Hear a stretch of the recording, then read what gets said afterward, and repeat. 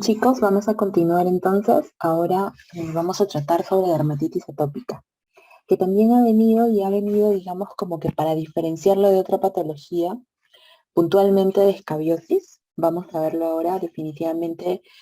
Acuérdense que dermatitis atópica en algunos textos, de paso nosotros también lo hemos incluido dentro de lo que es dermato, pero en algunos bancos quizás ustedes todavía lo van a encontrar de repente como misceláneas, porque a veces lo incluyen en la parte de alergias. O sea, por ahí que lo vean de repente junto con urticaria, ¿no? Pero es en realidad abarca un gran espectro, ¿no? Miren, la dermatitis atópica es una enfermedad inflamatoria de la piel. Y hago hincapié en inflamatoria porque definitivamente es eso lo que tiene que quedarles claro. Que miren que es un curso crónico o recurrente. La dermatitis atópica, que de paso viene con la famosísima triada denominada marcha atópica, que es la dermatitis atópica, la rinitis alérgica y el asma bronquial, como se considera, o en general, yo diría que el término más correcto sería la hiperreactividad bronquial, porque todo esto tiene que ver con un fondo alérgico. Todo esto es inflamatorio y todo esto es crónico. El hecho de que sea o no recurrente tiene muchas veces que ver más con el tiempo en el que se presentan o de repente con la forma en la que se presentan o con el tipo y la gravedad también de la dermatitis. Si nosotros nos preguntaran por el signo cardinal o el síntoma cardinal, de lejos tendría que ser el prurito, de lejos, porque es lo que más fastidia, como lo pueden ver. Eso es lo que más les fastidia a los niños. Y como pueden notar también, no necesariamente como marcha atópica, porque aquí incluyen un ítem más, que es la alergia alimentaria. Lo relacionan pues con asma, con rinitis. Y acuérdense que estas alergias alimentarias también están, digamos, divididas, ¿no? Entre aquellas que están mediadas por IgE y aquellas no mediadas por IgE. Entonces es por eso que es importante entender que todo esto viene a veces en bloque y que si tenemos un paciente con rinitis alérgica, pues preguntemos si en algún momento ha hecho broncoespasmo. O si tenemos un paciente con alergia alimentaria, preguntemos si en algún momento ha hecho alergia en la piel. Y si tenemos un paciente al revés, que nos llega con hiperreactividad bronquial, preguntemos si tiene rinitis alérgica o cualquiera de los anteriores, porque es muy frecuente la asociación en bloque. Por lo tanto, cuando nos formulan preguntas, tengan en cuenta que siempre lo van a relacionar a algún antecedente alérgico. Les van a colocar que de repente han estado pintando en casa o han estado lavando con algún detergente o han estado presentando algún otro tipo de, digamos, alergeno que se los tienen que colocar de esa manera. Y es por eso que, como ustedes pueden ver aquí en la figurita en la que vamos a ver ahorita la fisiopatología, lo más importante es que en las personas que tienen dermatitis atópica, en los niños que tienen dermatitis atópica, la función que se, digamos, anula es la función de, perdón.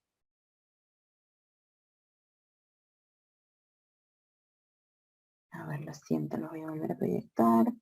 Aquí estamos. La función que se anula en la piel es la función de barrera. ¿Ok? Eso es precisamente lo que se anula en dermatitis atópica. Entonces, ¿qué pasa?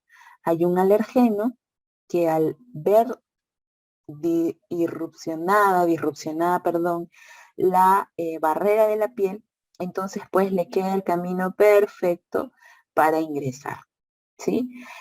Inevitablemente, al momento de que los alergenos ingresan, pues ya tenemos nosotros la activación de nuestros linfocitos, de los TH1 los TH2, como saben, a través de una interleuquina, obviamente luego de que una célula presentadora de antígeno y una célula plasmática iniciaran todo este proceso, Y finalmente producen el incremento de interleuquinas, como hemos visto, que tiene que ver casi siempre con la gran mayoría de procesos alérgicos que hemos tenido, procesos inflamatorios. Por eso es tan importante que entendamos que esto es un proceso inflamatorio, ¿ok?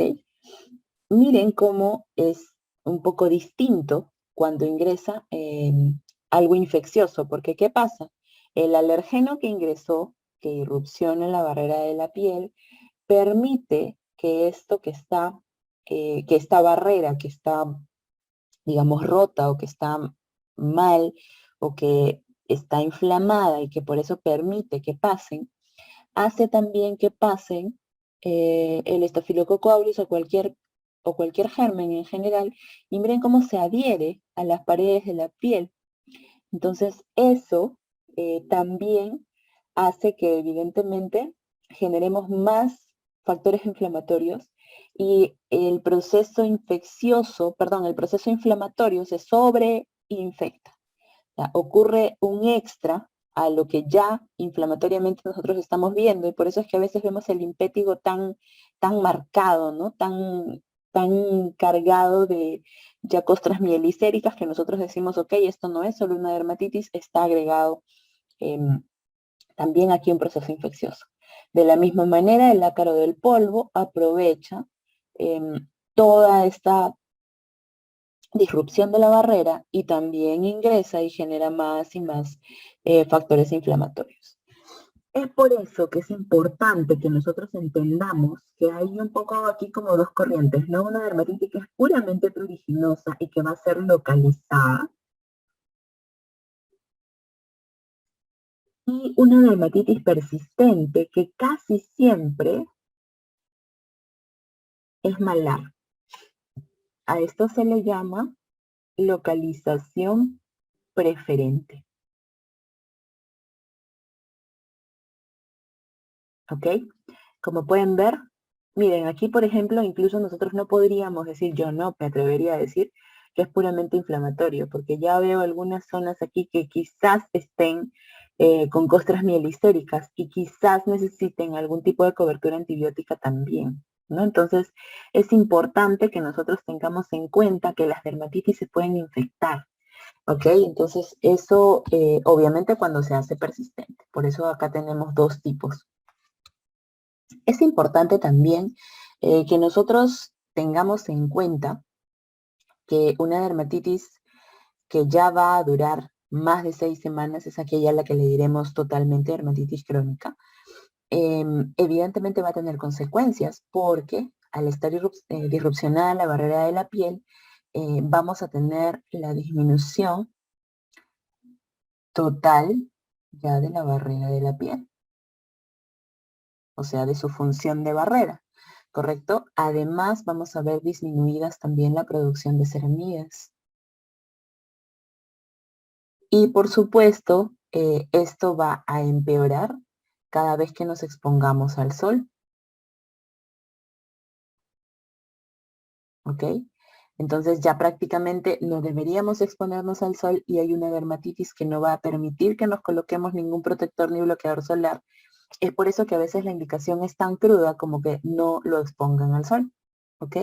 Porque la barrera está disminuida, las ceramidas se han dejado de producir porque estamos barriendo con toda la capa externa y por cierto, obviamente la primera capa o la más afectada va a ser la epidermis, porque es la que está ahí, ¿no? De inicio. Hay criterios diagnósticos de la dermatitis atópica. Definitivamente el signo del prurito es, digamos, el más importante o casi el cardinal. Los papás, pues, cuando son más chiquitos, dirán se rasca, ¿no? Eso es habitualmente lo que sucede. Y dentro de las manifestaciones extras, porque tiene que haber, esto es como cuando vemos un principal y varios secundarios, ¿no? Aquí decimos una manifestación esencial y una manifestación asociada. Esta manifestación asociada tienen que haber al menos 3 de cualquiera de estas. Y miren lo que incluye. La historia de la afectación de pliegues cubitales. Pliegues. Esta es la palabra mágica. cubitales, popliteos, tobillos, cuello, mejillas en niños menores de 10 años. Este es un niño, como pueden ver aquí en la que vimos persistente, ¿sí? Pero ya cuando son más grandecitos, todo está en los pliegues. Miren qué importante es el antecedente de la historia personal de asma, de fiebre del heno, de atopía en familiares de primer grado, sobre todo en niños menores de 4 años. Historia de sequedad cutánea. Esta sequedad cutánea, que muchas veces en los exámenes nos la colocan como eczema, también es súper importante. O, tal cual, aquí ya nos lo colocan como eczema de flexura, ¿no? Visible, ¿verdad? Entonces eso es importante también. Y bueno, en algunos autores, porque esto no está considerado en todas las guías, también consideran el inicio antes de los 2 años, ¿verdad? Entonces, eso va a depender de en qué edad también estemos recibiendo al paciente, entonces hay que tener eso también en cuenta. Y miren, por ejemplo, en las condiciones de exclusión, evidentemente, si hay dermatitis seborreica, escabiosis, dermatitis alérgica de contacto, o bueno, ictiosis, psoriasis e inmunodeficiencia es mucho menos frecuente en niños, pero estas sí. Entonces vamos a puntualizarlas, ¿no? Por ejemplo, vamos a colocarlas por aquí de otro color.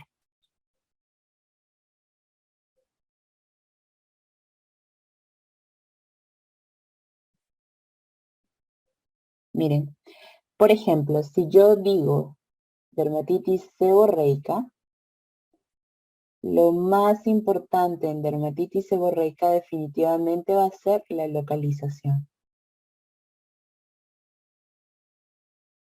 Casi siempre la localización es cuero cabelludo. Entonces tengan en cuenta eso cuando les coloquen dermatitis seborreica como una posibilidad.